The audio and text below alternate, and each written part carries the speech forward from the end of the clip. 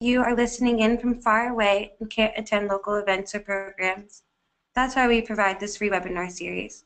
We host multiple webinars per month, so please visit our website to view the current schedule for 2017. Simply visit our website at www.johnson-center.org and click on the webinars link on the right-hand side. New webinars and events are often added, so if you're not on our email list, I encourage you to visit our website and click on the Join Our Email List link that appears on the homepage. To get instant news and events from the Johnson Center, follow us on Facebook, Instagram, and Twitter, as we often announce grant and scholarship opportunities, research opportunities, and last-minute events and presentations there. We will have some exciting events and announcements in April for Autism Awareness Month, so please be sure to sign up. You can find these links for these on our website at www.johnson-center.org. We have some exciting things going on in April in honor of Autism Awareness Month. Visit www.takeactionforautism.org to learn more. And be sure to follow our colleagues at the Autism Research Institute as they host their own webinar initiative, and they share some great resources on their website and social media pages. Before we begin the presentation, please note that questions may be typed into your control panel throughout the presentation, and time permitting, they will be addressed during the presentation. Also, for those who have requested copies of the presentation, we do not send out presentation slides. However, we do post recordings of our free webinars on the Johnson Center YouTube channel, found on YouTube/The Johnson Center with no spaces, and subscribe to get full access to all of our recorded webinars. If you would like a certificate of attendance after today's webinar, look for a follow-up email in your inbox after the webinar concludes. It will contain instructions how to download your certificate. Now, please welcome today's presenters, Ryan Huff and Morgan Devlin. Today we're going to be talking about how to promote inclusivity beyond the classroom. This is an important topic to us because although we often focus on inclusion in schools, we still have a long way to go in our communities. That's exactly right. I think this information will be very helpful and an excellent resource to share with businesses or other organizations in our communities. We're going to try and cover a lot of information today, so let's get started. We have some overarching goals for this presentation. First, we want to emphasize that inclusivity is not extra or optional. We believe inclusion should be the norm. Second, we also want to dispel some commonly held myths about the purpose of inclusion, the reasons for inclusion, and who benefits from inclusivity. And finally, we want to provide some guidelines and first steps that businesses and community organizations can take to begin being more inclusive in their services, events, and workforce. And with that, we also wanted to provide you with some resources for how to do this, which you can download for your convenience towards the end of the webinar. We're first going to talk about why inclusion is even an important discussion to have in the first place. Then we're going to talk about what inclusion is and what it isn't, specifically what makes it different from and more desirable than integration. We'll provide examples along the way. Next, we will talk about the broad, general steps anyone can take to make a situation more inclusive or adaptable. After that, we will provide more specific details on making community spaces, events, and organizations more inclusive to all. We will finish by discussing the steps that businesses can take to promote inclusivity in the workplace as well. So let's first talk about why we should care about inclusion in the first place. We all have this basic idea of what inclusion might mean. For example, if you include someone, you are letting them join the group and participate with others in that group. This is an intuitive definition, but it's also very vague and leaves a lot of questions unanswered. For example, who's benefiting? Both parties, or one more than the other? How often does it happen? Who's responsible for adapting or adapting to the situation? Is it a passive process, or do you have to actively seek out others to be inclusive? We're going to answer these questions when we go into the nuances of inclusion in a moment. For now, however, we want to provide a simple definition that will serve as a framework for our presentation. Inclusion, therefore, is purposefully involving people of all abilities in all possible situations. It is therefore an active process. We must purposefully attempt to identify the needs that exist and learn what accommodations are necessary. We must also purposefully build or seek out the required support that a participant might need. Finally, we must encourage inclusion actively. not just in our own organizations, but in other parts of our community as well. When we start talking about the steps we can take to be more inclusive, we will refer back to these three features of inclusion: accommodation, support, and encouragement. So just keep those in mind for now. The first question one might ask is inclusion an immediate concern? How many people will it actually affect? To many people, inclusion, or the lack thereof, can seem like a distant concern. Maybe one kid in your child's class will have ASD, or there will be a couple of adults with Down syndrome looking for a job in your community. However, ASD, developmental delays, and related disorders affect a far greater number of people than what we think. It is estimated that around 1 in 68 children are diagnosed with ASD, and rates have been steadily rising since the 90s. In fact, the CDC reports that 15%, about 1 in 6 school-aged children, has at least one developmental delay. This means that there is a great chance you and/or your children will interact with a child or adult with special needs on a frequent basis. It's also important to note that the lack of inclusion can actually be one reason that inclusion does not seem like an immediate concern in the first place. The fewer individuals with special needs that are included in community events or the workplace, the fewer times that the general population is going to interact with someone with special needs, and therefore the less prevalent ASD or developmental delays might seem. If the problem is invisible, it might not even seem like there is a problem. These statistics show, however, that inclusion and the lack thereof affects a great number of people. So yes, we can definitely say that it is an immediate concern. Later, in fact, we're going to talk about how inclusion doesn't only affect individuals with special needs. This concerns the entire community. But what actually happens when there is a lack of inclusion? What problems will inclusion actually solve? It's easy to think that the lack of inclusion only causes minor problems, or that inclusion is something extra or nice to have, but not exactly necessary. However, people with special needs have the same rights, emotions, and inherent value as everybody else. Everyone has the right to a free, appropriate education, a right to participate freely in their community, and a right to pursue dignified work.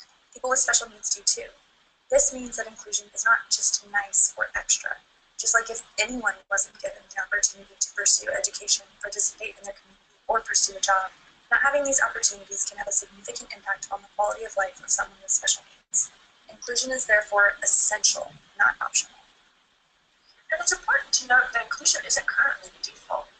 The NCI, or the National Core Indicators, report that nearly 85% of individuals with intellectual and developmental disorders do not have paid work in the community.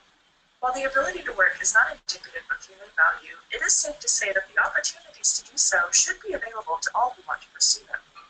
For these reasons, inclusion is not just an immediate concern, but an important one, and one that is not currently being addressed in full capacity. Therefore, all businesses, communities, and organizations should strive to be or become inclusive. The problem is, of course, that since inclusion isn't always the default, it isn't always easy to achieve, and there are lots of myths about what inclusion is. For this reason, we now want to take some time to talk about what inclusion looks like and what it doesn't look like before we dive into the steps businesses and communities can take to be inclusive. So let's talk about the two main ways that people think about inclusion. There are different rationales behind both, and we think that one is better than the other. They're not always differentiated, so for our purposes, we're going to call the least desirable outcome integration instead of inclusion. So although some people might use these terms interchangeably, they are not equal. Integration is physical proximity. You have the general population as it is, and you bring individuals with special needs into it. Sounds simple enough. There are two main reasons that someone might decide to bring an individual with special needs into the general population. First, there's the belief that it is good for that individual with special needs to interact with others their age. For example, you could say that allowing a child with autism to play with kids their age who do not have autism allows the child to develop social skills. The second reason someone might support integration is that we're taught that it's the right thing to do. These reasons are okay, but they're not optimal or ideal.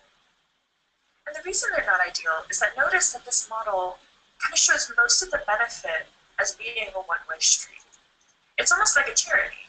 The general population has everything that it needs, and because it's the right thing to do, they allow individuals with special needs to join them for their own benefit.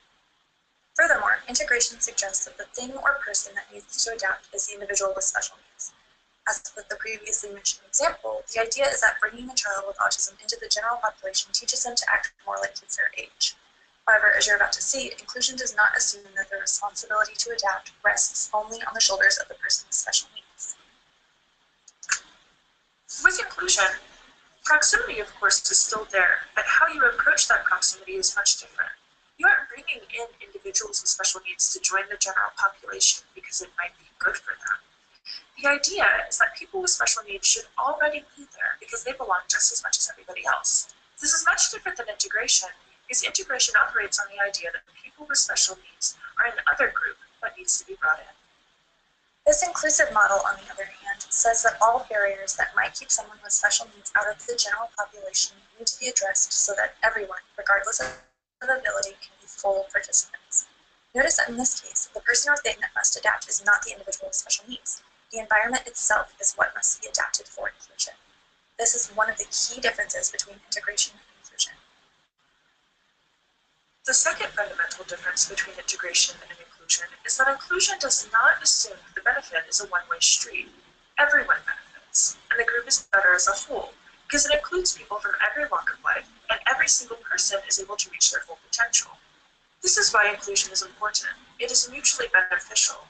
Going back to the example of the child with autism being included in the general population, inclusion isn't just about the child with autism learning communication or social skills.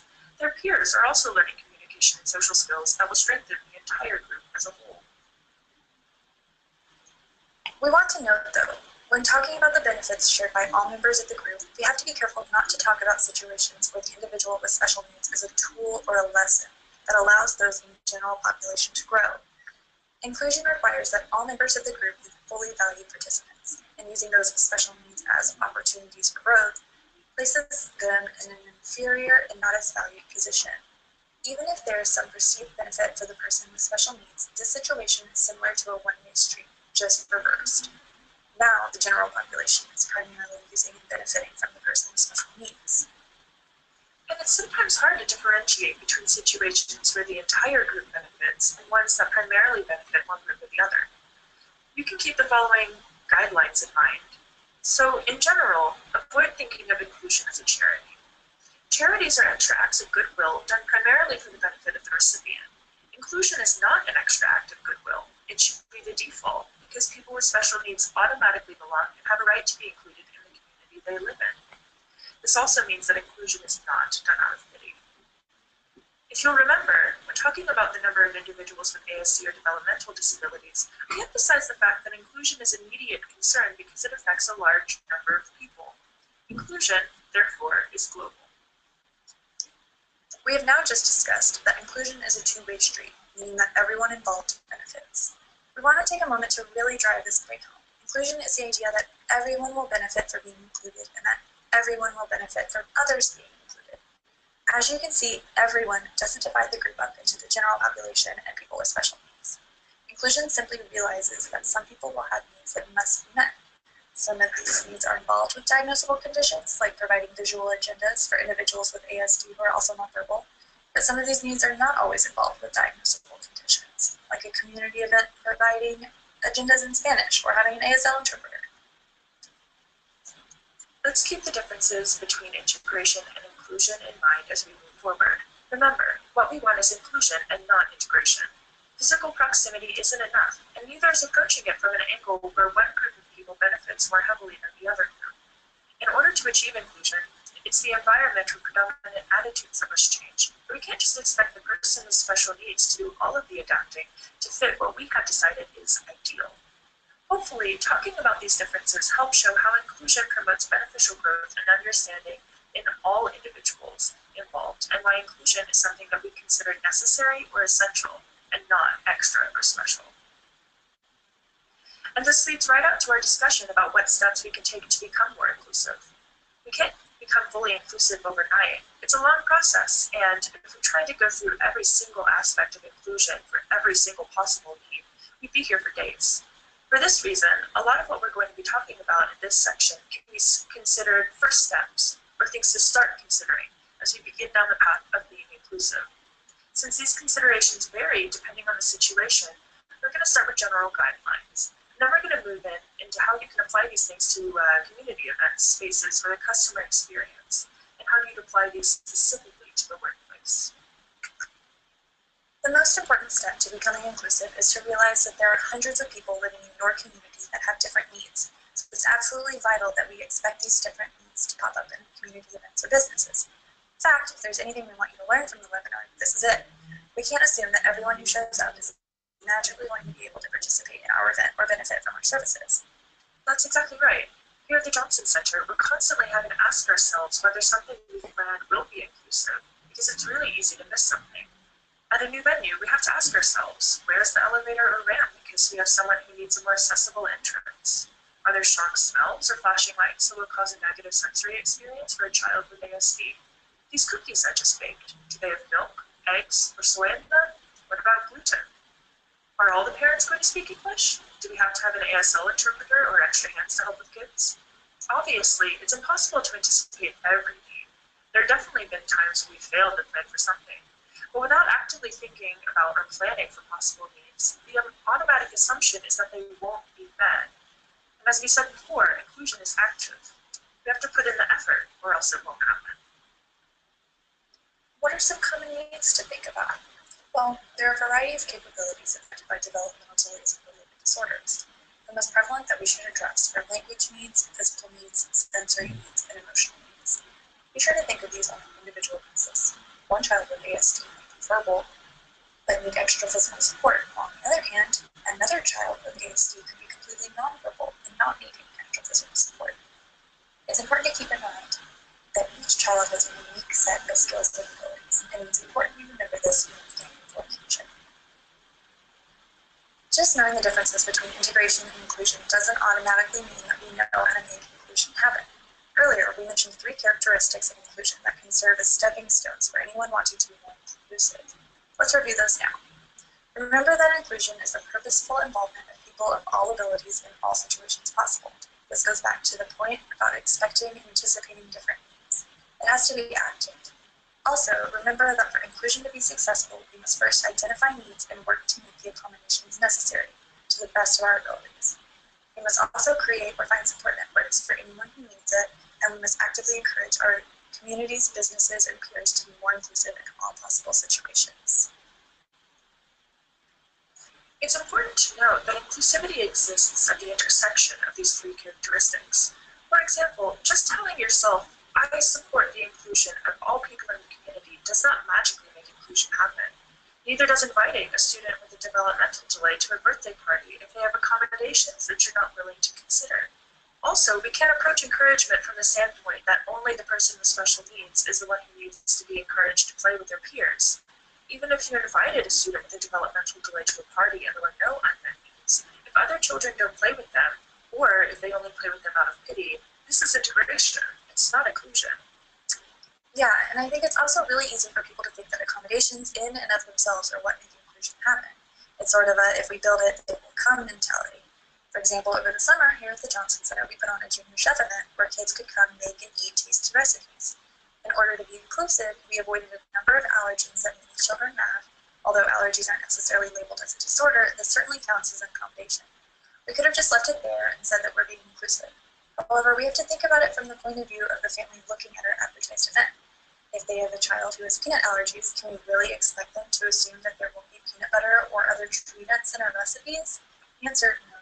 Might seem obvious in this case, but I think it's really easy for us to say that we'd be accommodating just in case someone with this need shows up, when it's very important to realize that without telling someone that we're willing to meet their needs, they're likely to assume otherwise.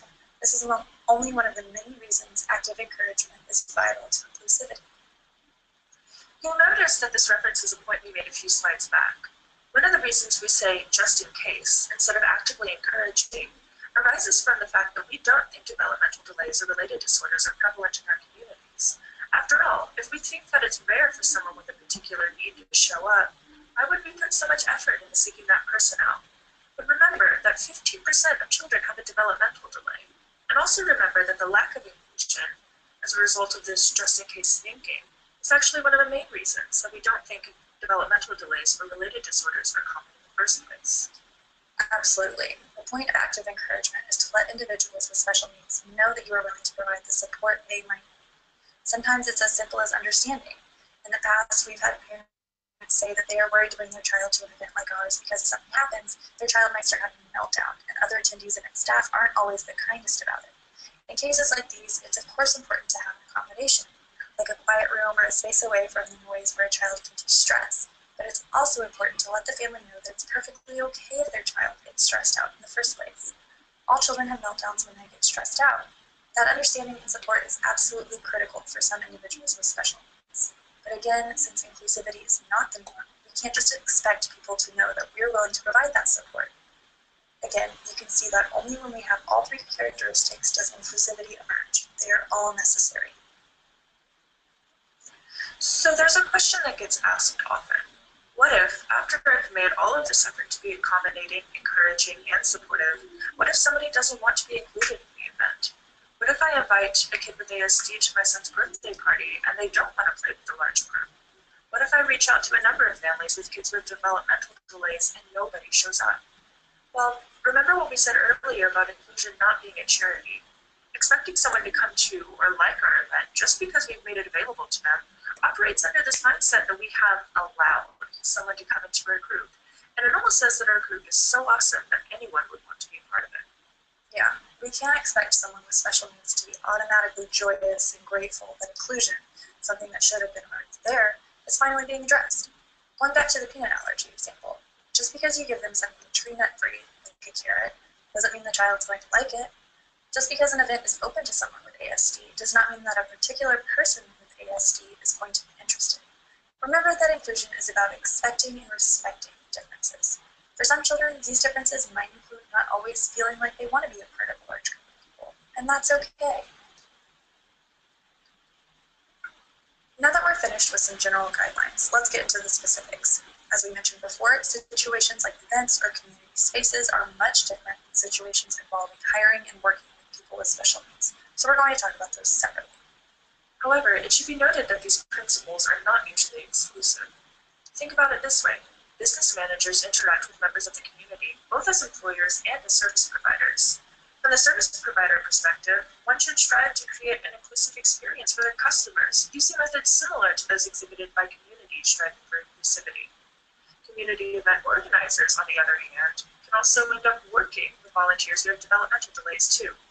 Use these suggestions as guidelines. Don't be afraid to adapt what best fits to your situation. Let's start by going in depth into the steps that communities, both in their events and spaces, can take to be more inclusive. First, what are we talking about when we talk about community spaces and events? Birthday parties, after-school programs, church events, and many other extracurricular activities are excellent examples of community events where inclusion is essential in fostering a mutually beneficial relationship between all participants. But there are tons more. Concerts, restaurant spaces, parks, festivals, sporting events, parades, voting booths. Really, any situation in which members of the community come together and interact can be considered a community space or event. As we mentioned before, one of the rights that all people have is to be an active member of society, if they so desire. Therefore, it is up to us to make sure that all people are able to be an active member of society through taking these first steps towards inclusion. If some of these steps sound abstract, don't worry, we'll get plenty of examples afterwards. So first, of course, we have to think about accommodation. In these cases, some accommodations can be thought of not as something extra added to a space, but as breaking down unnecessary barriers that aren't allowing people of all abilities to participate. For example, the vast majority of people walking down the street expect the sidewalk to meet their basic needs, which includes the fact that it needs to be wide enough and low enough to the ground that you don't feel like you are walking on a balance beam. In this way, sidewalks with curbs, bumps, or narrow areas that don't allow for the passage of wheelchairs can be considered to have barriers that are barring some people to use the sidewalk. Asking for smooth sidewalks or curb cuts, therefore, aren't extra in this case. It's perfectly normal to expect them to be there. Obviously, of course, some needs can be considered something extra that is added on top of an already okay environment, like designating a quiet room for your event or bringing separate food for someone with a major dietary restriction, for example. Therefore, it's important to think ahead to anticipate the sorts of needs that you might encounter in the environment and plan ahead. Again, you won't always be able to anticipate every need, and there will be times when you fail to. Part of being accommodating is also being flexible and patient. willing to do what you can in the moment to learn about and meet an unanticipated need. Keeping this in mind, another step you can take to help include individuals with special needs is to offer support. Again, every individual has a variety of skill sets and abilities, and some, perhaps many individuals, need some extra support to be full participants and valued members of the group. Part of this support is, first and foremost, understanding that an individual's skill sets and abilities are valuable in the first place. A child isn't only valuable when they are acting like everyone else. Abilities, skills, and experiences should be appreciated on an individual basis, and diversity strengthens the relationship between members of the group as a whole. When offering help or support, ask first what help is needed. Children and some adults often have difficulty expressing their needs and desires in an effective manner, and so it's always important to confirm with the child what is going on before taking action. Do not assume and decide on a plan of action without consulting the parent of the child first. This could be more harmful to the child than helpful.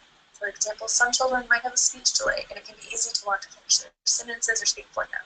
However, this can take away a chance for them to speak for themselves, and honestly, you'd hate this if people constantly did it to you. Lastly, you also want to provide encouragement. Providing encouragement helps to create inclusivity by evening the playing field.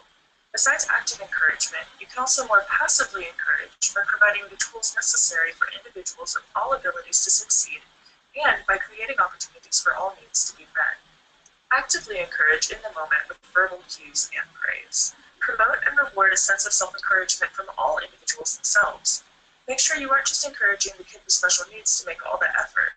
Inclusion is a group effort, and all members of the community, including our children, should play a role. We hope that together these tools can help us create an inclusive relationship between members of our communities. Now let's see how we might apply these guidelines to an example of, say, an arts and crafts event. While we are planning this event, there are many things we should keep in mind. First, we need to think of possible accommodations some of our participants might need. Obviously, we cannot anticipate every need, but there are some needs that we can reasonably expect. The first, of course, is physical access to the event space itself. Is there nearby accessible parking, ramps or elevators to the correct floor? Are there any sharp turns, narrow hallways, or crowded rooms that would not be accessible to someone using a chair or other mobility equipment? When thinking of the venue or event space, we also need to consider the sensory experiences that some children might have. Strong smells, bright or flashing lights, crowded rooms, any other situations that can be overstimulating and distressing to some children with ASD. Also keep in mind that strong smells can sometimes be indicative of allergens. Some children and adults react more strongly to allergens than others. Also consider fine motor skills when planning the crafts. There are a variety of adaptive school supplies like scissors, crayons, that children with fine motor delays can use. Consider finding a few left-handed pairs of scissors or other supplies. Remember, inclusivity is about considering the needs of everyone. And don't forget to let the participants know that they can ask for accommodations in advance. Always try to make the first step, either by putting contact information in the flyer if someone needs to ask for an accommodation, or by asking each family specifically in RSVPs. This is also a great place to learn if the participant will have an allergy or any other individual needs not related to a specific disorder. One way to provide support is to make sure that there are extra volunteers around. Even with adaptive scissors, some children might not be comfortable doing the cutting themselves. Sometimes, all it takes is an extra pair of hands to help string beads or tie a ribbon. Extra volunteers in general can help the entire event run more smoothly. There's always someone to help out with spills, paper cuts, missing supplies, covering while someone has to step out, or giving directions to the bathroom. Of course, we can't always assume that volunteers are going to know how to offer support. It can be very beneficial to have a short training in which volunteers learn important things about human support. As we emphasized previously, it's important to never assume that someone wants help, even if it appears that they need it. In the case of an arts and crafts event, if a child seems to be having trouble with a craft, you can't just say, "Let me help with that," while simultaneously taking it from them. Always, always ask. Always assume that the child has agency and determination. Unless they're doing something dangerous, which all kids tend to do, they get to decide if they want support. It's not enough to just put in this effort, however small it may be, as a just in case someone with the need shows up. As we've said before, because children with special needs aren't always included by default, it's important to tell the participants, and in this case, since we're dealing with kids, they're caregivers as well, that we are willing to do everything we can to meet their needs. Flyers and online postings can include a blurb about being fully inclusive to kids of all abilities, and perhaps not just abilities, but kids with food allergies or specific diets, kids with younger siblings, or anything. Remember, inclusivity is not about bringing another group of kids into the general population. It's about realizing that everyone has needs, whether they're labeled special needs or not, and that we should accommodate them so that everyone can participate. Let's move on to businesses. Like we mentioned before, businesses interact with their local communities in two different ways, as employers and as service providers. These two distinct relationships require different approaches to our three-step model for inclusivity. We mentioned the methods that service providers should use to create inclusivity in the section for communities. Alternatively, however, as employers, the approach to creating and maintaining inclusivity in the workplace begins with the hiring of employees with special needs. This relationship operates under the same basic principles we previously discussed: accommodate, support, and encourage. In this scenario, accommodations can be somewhat more easily predicted. As a business owner or manager, you have the best insight to the current capabilities your workplace allows, and of course, you will know what specific needs your employee will have. One thing you can do is make lists of the features of your business readily available. A list of products and services, a map of the facilities, and general timeframes of activities can all be helpful for a family of a child with special needs trying to plan an outing, or for employees searching for ideal working conditions. Also, don't forget about sensory input levels. Some environments, like loud music, noises, or harsh lighting, could be very distracting or uncomfortable for some of your potential employees. Other environments, like low lighting, may not be optimal for productivity. Notice, of course, that many of these concerns are things that you would consider for any group of employees, not just ones with special needs. An essential part of supporting your future employees is appropriate job matching. Here again, we want to think of our potential employees as individuals, each with a unique set of skills and abilities. Pay attention to the interests of the individual. This can be crucial to their success in a working environment. How successful would you be making a career as an accountant if you were constantly preoccupied with thoughts of outer space? Understand each employee's learning style to use the most effective training method possible. It could be that an individual with ASD who is also nonverbal is more likely to benefit from training videos and manuals, while someone with limited eye contact may benefit from a more hands-on training. It's also important to inquire and see what environment conditions each employee can and cannot work around. Remember, employees with special needs are like any other employee in that they do have opinions and knowledge about what works best for them and what really wouldn't work.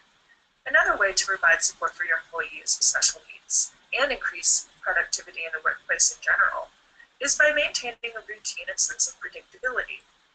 This eliminates any underlying sense of anxiety or complications caused by the unfamiliarity in a change of routine. Lastly, you want to be sure and encourage all employees to get on board with an inclusive work environment, as well as encourage people with special needs to apply for jobs at your place of business. You can do this verbally or electronically with blurbs and cues across your promotional social media sites.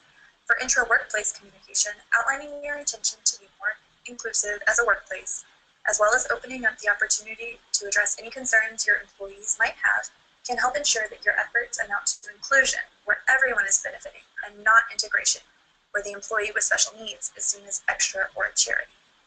Partnering with local disability advocates is another great way to get in touch with the special needs community and spread the word. For example, let's say you own a business, perhaps a bakery, and you want to make sure your business is willing and able to hire someone with a developmental disorder or ASD.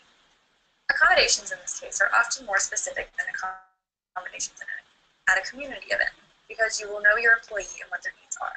Accommodations might have to do with scheduling or how tasks are assigned and communicated. Some employers are often worried that the effort they will have to put in to accommodate an employee will greatly outweigh the benefit that employee will provide to the company, even if it is good for that employee to have employment. Notice that this is a one-way idea of including individuals with special needs in the workforce. There are two problems with this. First, needed accommodations are not as drastic as we think. Second, this attitude assumes that little to no value is brought to the workplace by the individual with special needs. On the contrary, the Institute for Corporate Productivity, which reports on high-performing businesses, found in a recent study that employers who were initially wary had all of their concerns dissolved away, actually hiring their employees. This study also states that hiring individuals with IDD adds highly motivated people to the workforce, and that 3/4 of employers surveyed ranked their employees with IDD as good or very good on work quality, motivation, engagement, integration with coworkers, dependability, and attendance. It is evident that hiring people with developmental delays is rarely a one-way street.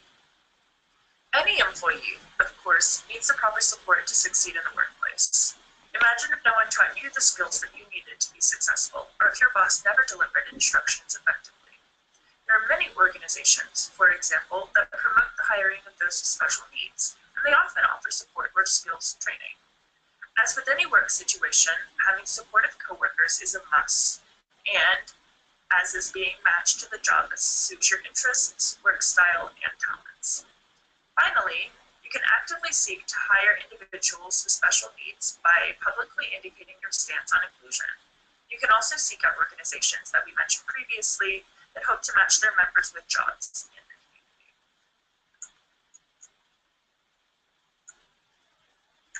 When it comes down to it, the first steps to becoming inclusive involve accommodation, support, and encouragement. Inclusion is a right, and it's not the norm. We need to work on that. It's not complicated. We hope that we have successfully emphasized that inclusion is not extra or optional, and convinced you that inclusion is necessary in our businesses and communities. We also hope that we've clarified any myths or misunderstandings we might have had about what inclusion is. And finally, we hope that you found these steps and the resources that will be provided with this webinar to be useful, and that they will continue to be useful as we all strive to become more inclusive. So let's review what we've learned. We should care about inclusion because it's about equal opportunities and rights, not something special. Inclusion is different and better than integration in that it fosters a mutually beneficial relationship between individuals with diverse skills, experiences, and needs. Finally, you can start actively pursuing inclusivity by keeping in mind the 3 characteristics: accommodate, support, and encourage. Remember, there are far more individuals with ASD, developmental delays, and related disorders in your community than you probably think. But what if you already knew all this? Awesome. Feel free to share this presentation with other members of your community so that the community as a whole can benefit. You can now download a list of resources for local communities and businesses who have successfully created an inclusive environment. There should be a link towards the bottom of your GoToWebinar screen. Some of these organizations and businesses specific to the Austin area are going to be the YMCA of Austin, who offers a variety of adaptive programs throughout the year for youth and teens of all needs and abilities. AMC Barton Creek Square Theater on the 2nd and 4th Saturday of every month. Special AMC theaters offer film showings where the lights are turned up and the sounds are turned down. You're free to move about the movie as you please. And of course, local events here at the Johnson Center. We strive to be inclusive to people of all abilities. There are many events throughout the year. You can find a list of these events on our website at www.johnson-center.org. And this is just to name a few. Most national autism advocacy groups have local chapters with additional resources. Be sure to check out those as well to find more community events in your local area. And for businesses, these resources offer more insight on steps you can implement to create a more inclusive workplace. We're now going to take the time for some questions. You can type those down in the bottom of your GoToWebinar control panel on the right-hand side under questions. That list of resources would be located under the handouts, and you can print that out. The websites for those specific businesses and organizations are included on the handout as well. So I'm just going to gather these questions and take a moment to go over them. And like I said, if you have any questions, feel free to type them under the questions tab.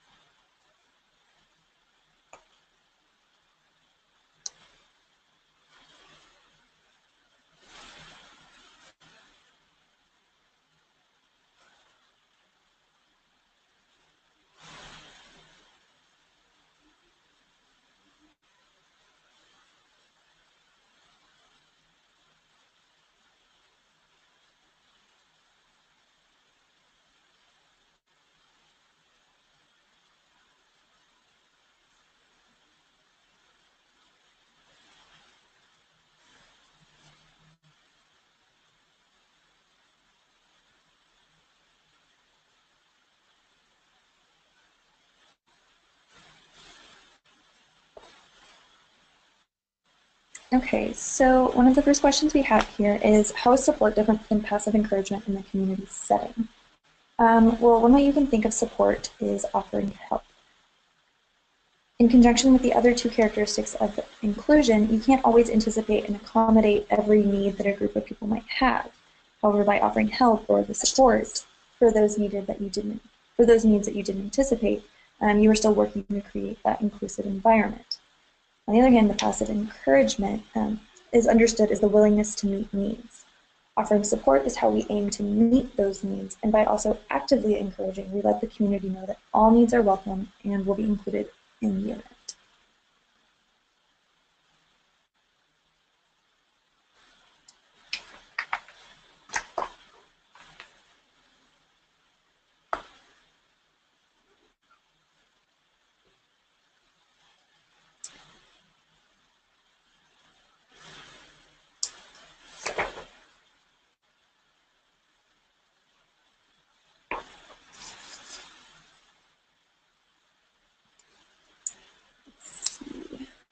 For our next question, this question reads, I own my own business and plan on hiring a new employee with special needs. My current employees are hesitant and are afraid this will result in more work on their end. How do I convince them otherwise? Well, first, I would say it wouldn't necessarily be more work on their end, at least not in the way that they think. In order for your new employee with special needs to be successful in their new work environment, you're obviously going to need to create an inclusive workspace. This will allow the new employee to be as productive as possible. Now, because inclusion isn't always the norm, your current employees will need to accommodate, support, and encourage their new coworker, which to them may seem like extra work. However, hiring an employee with special needs should not result in a loss of productivity or a change in workplace morale.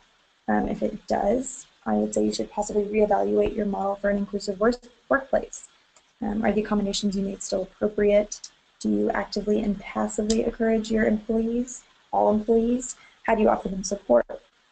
Remember, we need all three of these pieces for an environment to be inclusive, and it is also possible that these can change over time for both you and your employees. I think it would be worthwhile to check in with them every so often just to make sure their needs are still being met and what, if any, changes to those needs or accommodations need to change, need to be made.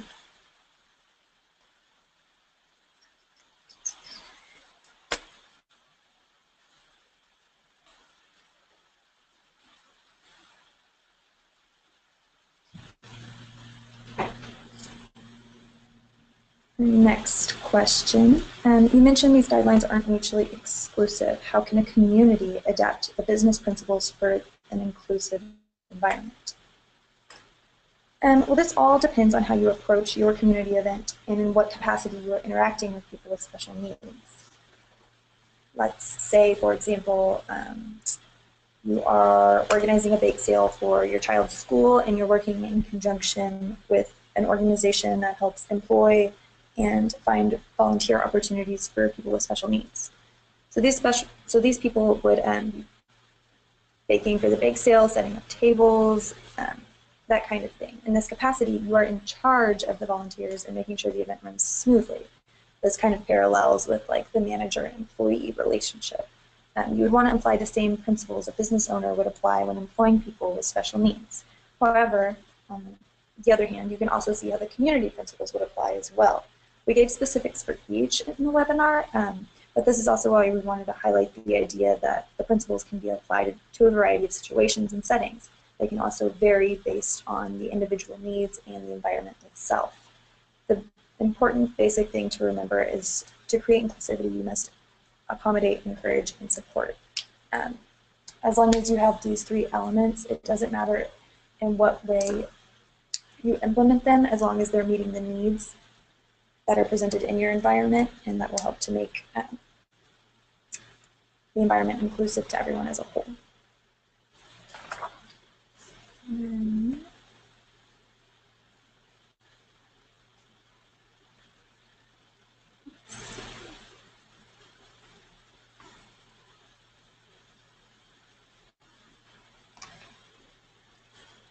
it looks like our last question is, My child is often excluded from events as they are low functioning. What are your thoughts on how to find ways for my child to be included in these and other events? First off, I would say to seek out the inclusive events that we've included in our resources. I think from there, you yourself can start to foster a sense of inclusivity by accommodating, offering support, providing encouragement, and then maybe working to different types of settings, community settings, like, and incorporating